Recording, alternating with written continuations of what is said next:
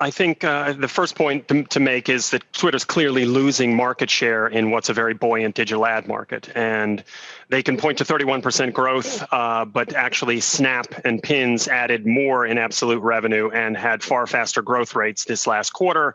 And indeed, Facebook added $7 billion of sales, which is twice Twitter's annual sales base in a single quarter.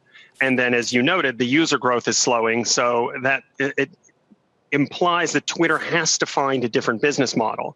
And that's where you have all of this, what I call magical thinking around subscriptions.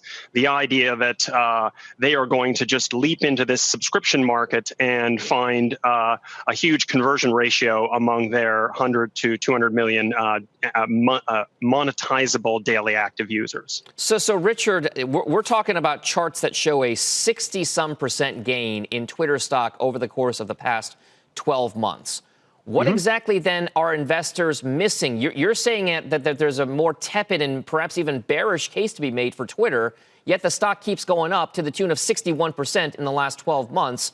What exactly do you think investors are getting wrong, or that perhaps you're getting wrong about that particular story? Well, I think if you look at the wider tech market, it's clear that you've had multiple instances of companies that have been materially re-rated on sales estimates that are materially lower than they were at the start of the year, and indeed for the out years much lower. So you've had a huge inflation in tech valuations across the board. In this respect, you have to look at Twitter's performance relative to, again, companies like Snap, Pins, or others who are simply performing much better. So again, if you look at their relative market share of investor dollars or investor performance, Twitter hasn't outperformed in that respect. You can find other digital ad players that are doing much better.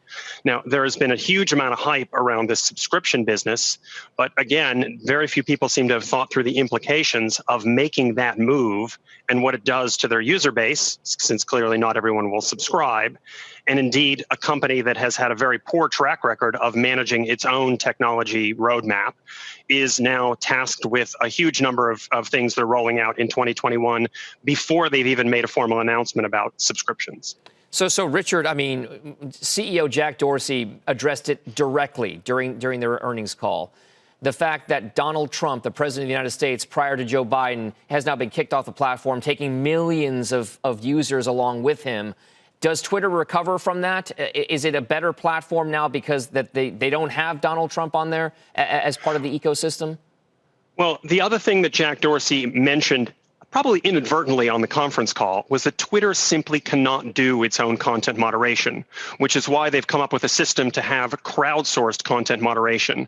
The simple point about Twitter is that it still is a cesspool of abuse and vitriol, and even taking out President Trump and his supporters from that platform won't change that fact, because you have anonymous logins, you have bot traffic, and you just have what in many reports would call toxic Twitter, which means it's not necessarily a brand safe platform for a lot of traditional advertisers. The other problem you have with Twitter relative to the other digital ad companies I mentioned is it just doesn't capture a large degree of time spent. People glance at Twitter, but they don't spend the kind of time and engagement they do with the other platforms. Shepard Smith here. Thanks for watching CNBC on YouTube.